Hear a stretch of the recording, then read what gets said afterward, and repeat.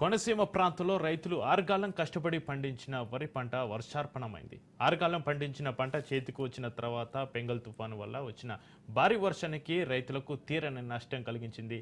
కళ్ళాల్లో ఆరబెట్టిన ధాన్యం తడిసి ముద్దైంది.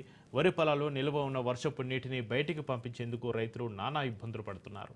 ధాన్యం కొనుగోలు కేంద్రాలు ప్రారంభించడంలో మిల్లర్లతో ఏర్పడిన సమస్య వల్ల జాప్యం జరగడం రైతుల పాలిట శాపంగా మారిందని అన్నదాతలు ఆందోళన చెందుతున్నారు. ప్రభుత్వం స్పందించి రైతులను ఆదుకోవాలని కోరుతున్నారు రైతులు.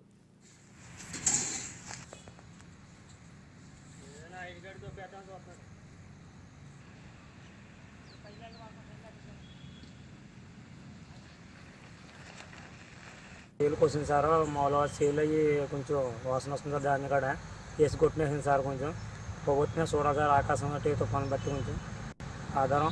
నా వ్యవసాయం కోతకు వచ్చిందని అండి కోసానండి. ఈ లోపల పెంగల్ తుఫాను వచ్చి మమ్మల్ని తడిపేసిందండి. ఇది ఎవరో వాసన వచ్చేస్తుందండి. ఇది బాగానే ఎవరో కొనుగోలు లేరండి. ఎవరో ప్రభుత్వం పట్టించుకుంటే కొద్ది మమ్మల్ని ఆదుకుంటే కొద్ది మేము బాగుంటుంది. సేల్ వచ్చింది సార్. మామూలుగా సేల్ అయ్యి కొంచెం వాసన వస్తుంది సార్. దాన్ని కూడా వేసి కొట్టినేసింది సార్. కొంచెం పొగొట్టిన చూడగా ఆకాశం అట్టి తుఫాను బట్టి కొంచెం ఆధారం.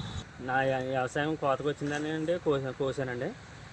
ఈ లోపల పెంగల్ తుఫాను వచ్చి మమ్మల్ని తడిపేసిందండి. ఇది ఎవరో వాసన వచ్చేస్తుందండి. ఇది బాగానే ఎవరో కొనుగోలు లేరండి.